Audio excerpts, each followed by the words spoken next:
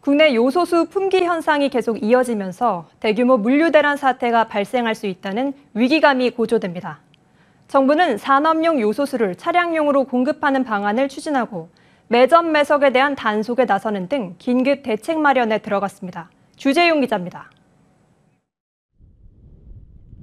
화물차 등 경유차가 정상적으로 움직이기 위해선 배출가스를 줄여주는 요소수가 필수적입니다. 하지만 2주 넘게 국내에서 요소수 품귀 현상이 이어지면서 전국 약 200만 대 규모의 화물차가 일제히 운행을 멈출 위기에 처해 있습니다. 국내 요소수 시장의 절반가량을 차지하고 있는 롯데 정밀화학은 요소수 재고가 이르면 이달 말 소진될 것으로 전망하고 있다고 밝혔습니다. 이 때문에 택배업계 등 시장에서는 대규모 물류대란 사태가 촉발될 수 있다는 우려가 커지고 있습니다. 때 아닌 요소수 품귀 현상이 나타난 건 중국이 최근 들어 요소수의 주 원료인 요소 수출을 제한하고 있기 때문입니다.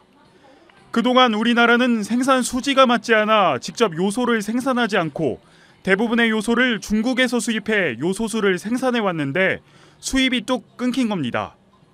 정부는 산업용 요소수를 차량용으로 전환하는 방안을 검토하는 등 긴급 대책 마련에 돌입했습니다. 산업부는 기술 검토를 통해 이르면 다음 주부터 산업용 요소수를 차량용으로 공급하는 방안을 검토 중입니다. 하지만 산업용 요소수의 경우 차량용 요소수와 농도 등이 달라 차량용으로 사용하기에는 현실성이 떨어지고 근본 대책이 되기 어렵다는 지적도 나옵니다.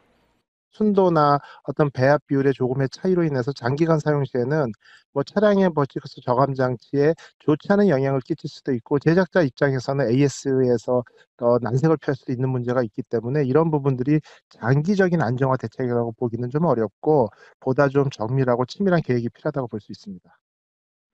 이 밖에도 정부는 가격이 10배 이상 치솟은 요소수의 매점 매석을 방지하고자 적발 시 1억 원 이하의 벌금을 부과하는 등 집중 단속하기로 했습니다.